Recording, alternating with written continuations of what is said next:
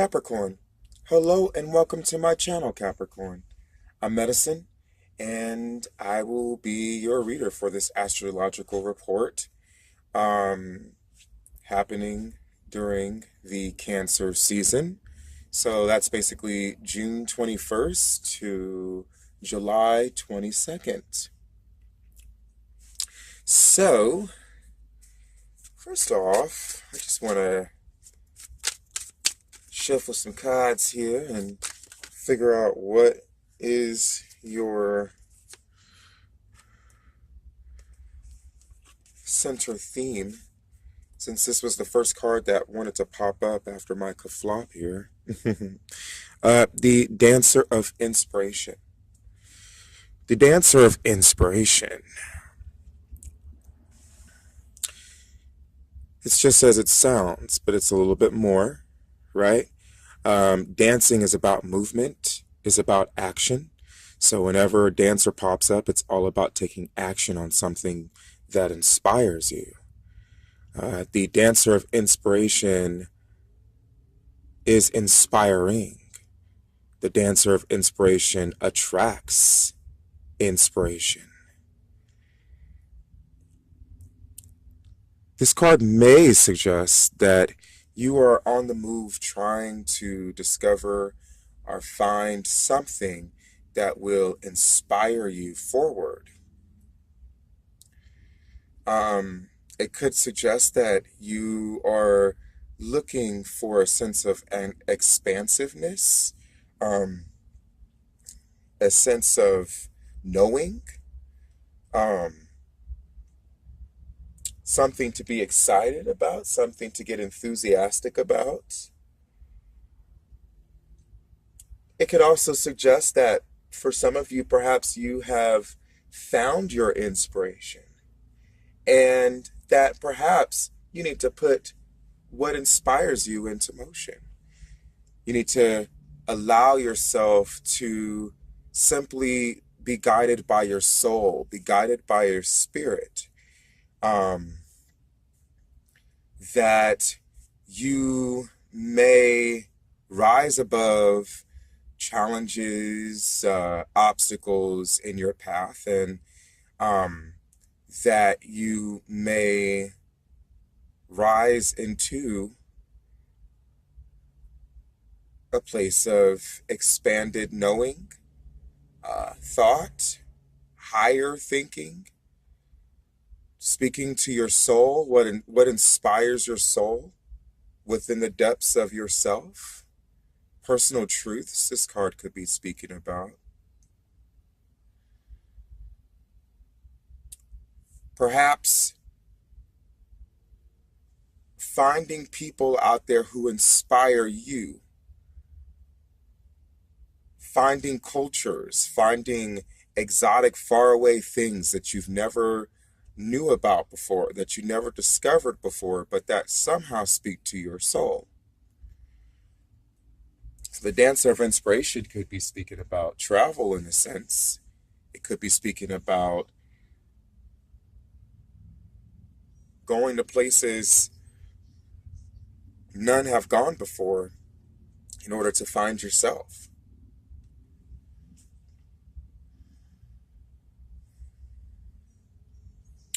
So, the sun for you right now, Capricorn, happens to be posted in your 7th house. And this is the home of balance, harmony, relationships, partnerships, especially one-on-one partnerships, one-on-one relationships,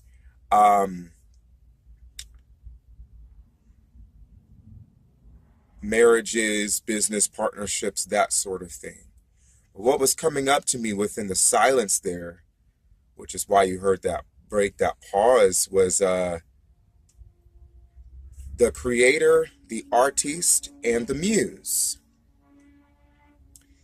So the idea of what inspires you, maybe love is in the air for you at this time. Maybe you find someone who inspires you because they are like your muse. And maybe it is someone that you create a partnership with or a relationship with. Because every artist needs its muse. Therefore, creating that harmonious balance that we're talking about here in the seventh house. One of the reasons why it may suggest relationship is that Venus here, she's going to begin in your sixth house. So she's going to be in your house of, being physically fit, creating routines, reaping what you sow. She's going to be in that house of taking care of your health,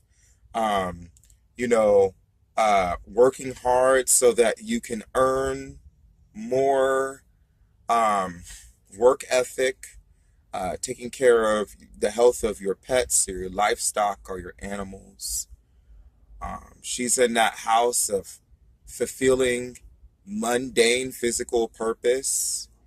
And she'll be in that house for the first half of Cancer. So we're basically talking about from June 21st till about July 2nd, she'll be, Venus will be in your eighth house. Let me say this again, your sixth house. But then she'll be moving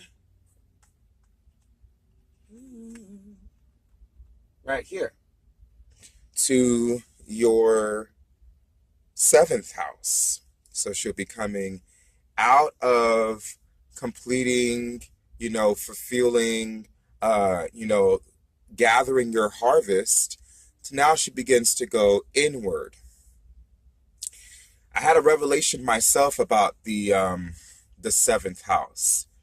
The seventh house tends to detach us. It's our first station of detachment from ego. Because instead of thinking about the self, now I'm thinking about partnership. If I may just explain a little bit, this basically this side here from Cancer, Leo, and the Virgo season happened to more be a season of your hero's journey, happened to more be like themes about self and independence and youth, experiencing life fully and completely, getting everything that you need out of it, everything that you want out of it. And then, we hit those later adult years where it's now time to quote unquote grow up. And our ancestors, part of their growing up was that, and still today in the natural kingdom, because the South is a lot about the mating season. It's about attracting a mate and finding a mate. So once you get up here to what I like to call the west of the medicine wheel, and that begins with Libra, that begins in the autumn time, my life of a bachelor or a bachelorette is over. And it's now time to step into my new life as someone who is in partnership with another. And to sort of create that triangle, if you will, because the artist and the muse create the product, create a product of love together. Whether that looks like a business, whether that looks like a baby, whether that looks like art, paintings, drawings that were inspired by your relationship that you have to someone, or that were inspired by someone or something that you would call, your muse. They are your muse for creation. You know, and perhaps that muse, the inspiration there is revolved around romance, relationship, and love, because you have Venus who's coming from your sixth house and transiting into your seventh house. And the seventh house is like a new beginning in itself. In the way, once again, that my time of looking, far and wide for my dreams to come true are over. I fulfilled my purpose when I come out of the South. Now it's time to move into the next level. And it's time to, procreate, basically, is the idea of the West. And that begins with the season of, or rather the season of Libra.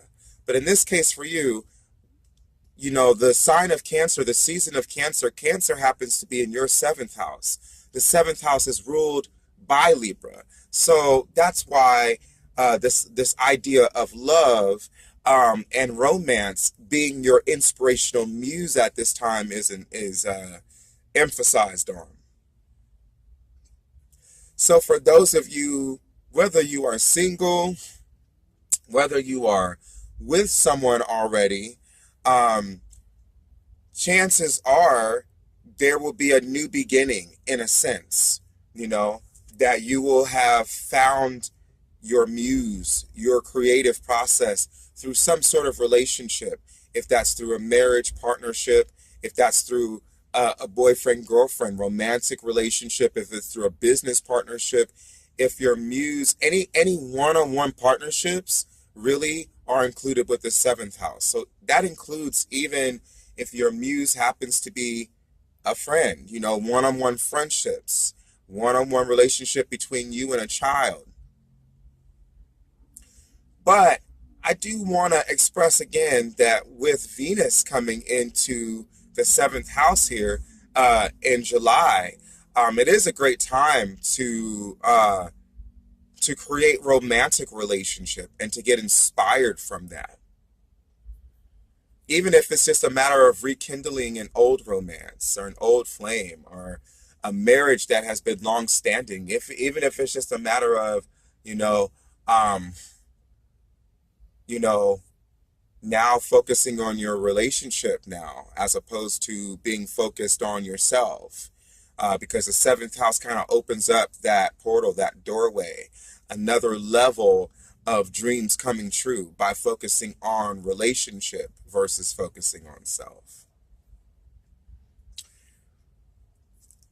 This idea of Cancer in the seventh house wants to come up as well for you, Capricorn, because Cancer happens to be your balancing factor, mainly because the sign of Capricorn is one that is given to work, given to sacrifice, given to carrying heavy loads, heavy burdens, and never actually being given an opportunity to really truly enjoy their life. Capricorn in itself is a very self-sacrificial sign, and Cancer is a more compassionate and more gentle and more fun-loving of the two, and more connected to others. Capricorn, the energy in itself, has a tendency to be disconnected from others because it is very focused on things going on the back end, not things happening on the front end. Capricorn is the provider sign, so it's focused on providing. Cancer, on the other hand, is your sign of family. So she's going to be the one more connected with, mother, daughter, son, domestic relationships. And so there's a balancing factor going on there with that. And yet,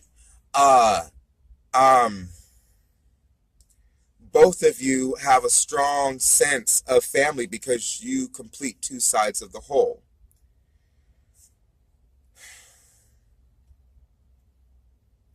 So maybe getting inspired by family, you know, maybe getting inspired by the idea of family.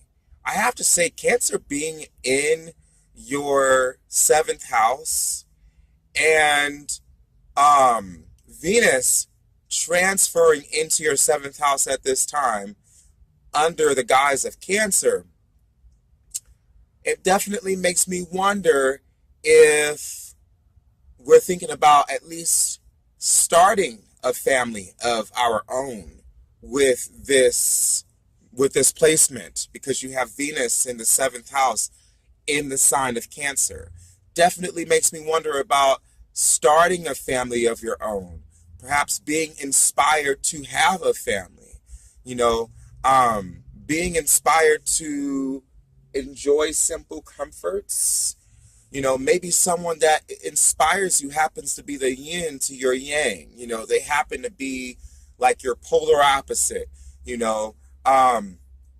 Maybe in the sense that this person is like very maternal and connects emotionally in a way that Capricorn energy in itself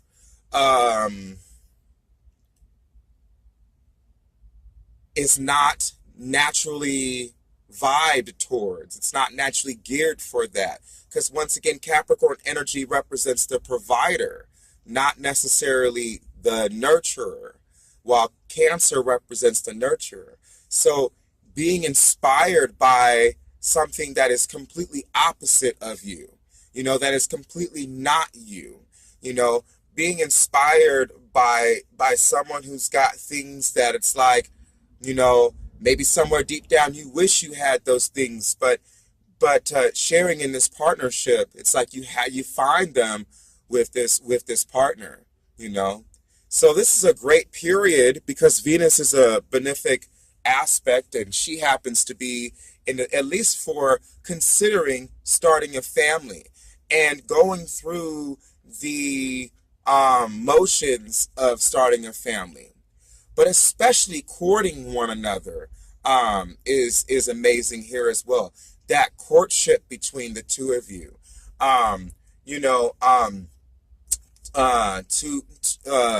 as a sort of a prelude, or as sort of a part of the marriage, of the sacred marriage that is happening here, that really expresses your love for one another, you know, because the idea is that the product created is in fact a product of love. So it's not necessarily pointing to pregnancy per se, but it's definitely pointing to starting a family. Not to say that you can't be pregnant with this placement, that some of you might not have that going on, but this is definitely pointing to beginning a family. This is definitely pointing to kind of the once again we're talking about switching things up. You know, I'm no longer the bachelor, I'm no longer our bachelorette, I'm no longer single, I'm no longer with myself, you know, I'm now in a partnership, and I now get to explore life from the point of view of this partnership versus the point of view of being an individual. Even for those of you who are already in a marriage, because this first half of the year points to more of the individual. You're coming into the second half of the year, which now points to partnership, okay? And you happen to have not only Venus, but you've got Mars, you've got Mercury, of course the Sun, and you also have the North Node, who are there all in your seventh house. They are packed in your seventh house. That's 5 signs. That's 5 celestial objects that are going to be passing through your seventh house. Okay? 5 energy comes into play there.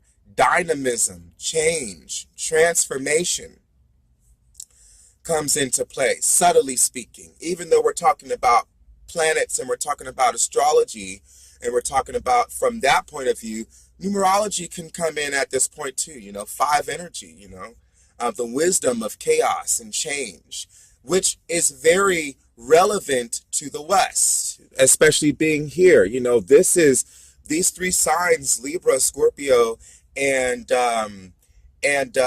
Sagittarius, they are West signs. And the West energy is very much about chaos and transformation and change. And it's also the direction of the adult. So, you know, just kind of preparing you ahead of time for kind of what's to come for your life within the next few months, even if your overall theme is something different. And I say that because Jupiter here is in your 12th house.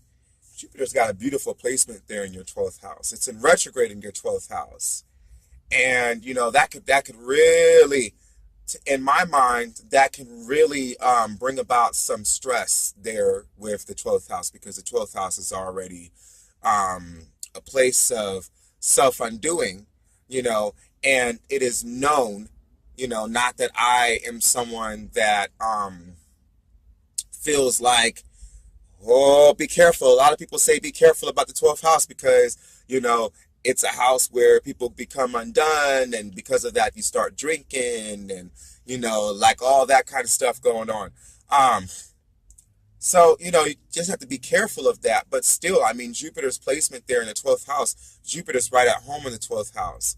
Pisces in itself is a very, which is the energy that governs the 12th house, is a very all-encompassing sign. So retrogrades happening in the 12th house, you know, while they may feel a little confusing, while they may feel a little bit floaty and a little bit like, I don't know what I'm doing, you know, this year is just kind of like a transition, an ending and a beginning, an ending, a transition and a beginning rather, you know, for you, you know, maybe it makes you more expansive to your sensitivities, to your psychic nature. It makes you more expansive to your feelings, your emotions, but especially more transpersonal ones that you hold dear for a better world. You know, the 12th house is all about, you know, our dreams, our aspirations, our goals. It's where we discover a lot of those there in the 12th house, you know. It's a lot of dream working going on. Anyway, the reason why that's relevant now is because the sun happens to be squared with the 12th, with Jupiter. Or quincunxed, rather, excuse me. I knew it was a difficult aspect, but it happens to be quincunxed. The sun over there happens to be quincunxed with Jupiter. So there's definitely going to be a flavor of expansive energy happening for you. However, it might be very difficult for you to understand what's going on, and might be very frustrating and confusing at times, because in some ways you are very used to this energy being separate, and now it's like you got to try to find a way to integrate it and put it together. Mars and Mercury are going to be conjunct during this period. And they will be switching, both of these guys here will be switching from your 7th house to the 8th house.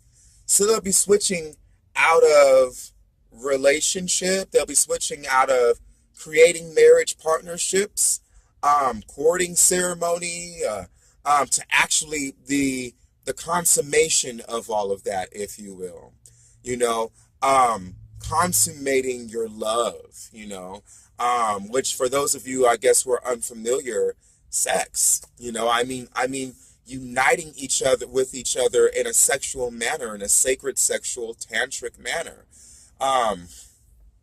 And so your thoughts and your actions will be geared towards that. Mars is right at home in the 8th house. The 8th house that also deals with transformation, death, transformation, and rebirth. Um, and the fact of the matter is, if you play your tantra right here, if you play, your sacred sexual spirituality right here, it is absolutely a transformational experience. And from it can be produced a product of love. So kind of the idea around the seventh house features is that it unites you with that person who inspires you. And when you get with that person that inspires you and you guys start to really, open up more and more your hearts to one another and just kind of allowing that to flow, it is so natural that you end up in a sacred union with one another, which is what the eighth house is all about. It's about a sacred sexual union. And one that releases you, it liberates you, it transforms you, it brings you into a state of bliss and ecstasy and deep, deep emotional power as you let these sexual, emotional, psychic juices flow, throughout one another. It takes you back to feelings of childhood. More on that to come when we, come into the season of Leo for you, but just offering sort of a prelude there. So Mars and Mercury will be conjunct with one another, transferring from your seventh house into the eighth house. Mars is going to be very aggressive about going deep. Let you know that now. Mercury, on the other hand, is going to be the trickster at this time. It's going to come into the eighth house for a second, and it's going to be like, whoa, whoa, whoa, whoa, whoa, whoa, whoa, and back out and back away like the little trickster that Mercury is. And it's true. There is going to be a retrograde happening during the second half of Cancer. So we're talking about July 8th about. Mercury is going to be going into retrograde and will be in retrograde into the first half of Leo, of the season of Leo, the season after Cancer.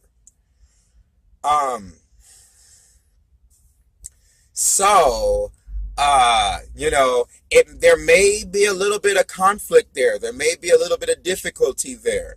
It may be a little bit difficult to allow your mind, if you will, to travel into that deep of a space, is how that might come forth. It may be a little difficult to actually do the thing and going exploring. It might be your mind, it might be your mental that makes you back out of it. Maybe I'm too, scared or in my thoughts or in my mind about it, as opposed to allowing myself to simply go with the flow. Because the Mars energy is a very sexual energy. Definitely wants to go in for the kill, if you will. And Mars is on the hunt, Mars is on the prowl, Mars is very aggressive about getting his. And so, I say getting his because, he represents the masculine energy, not because necessarily it's like everybody's a male that is Capricorn in this channel right now, just to clarify. But anyway, Mars, definitely your soul, your energies want to pull you forward into this deep space, but your mind may be getting in the way of that with Mercury backing out. Mercury might be going in, but Mercury doesn't go all the way. Mars, on the other hand, is going to go all the way. Mercury is like right there at the cusp, and they're like, I'm backing out, So your mind is going to play tricks on you during this season, especially within the July half of the season. That backing out with Mercury, your mind may be playing tricks on you, or maybe causing you to reconsider some things or to rethink about some things, to kind of go within yourself and just kind of do some deep thinking work, and it may be that you might begin to dive into this absolute sexual tantric sacred, union experience, but then you start having like second thoughts about it with Mercury doing that. You know, you might follow Mercury's suit. You might find yourself going forward and then like find yourself having second thoughts about it. Maybe it's a little too deep too soon. Is how that may manifest.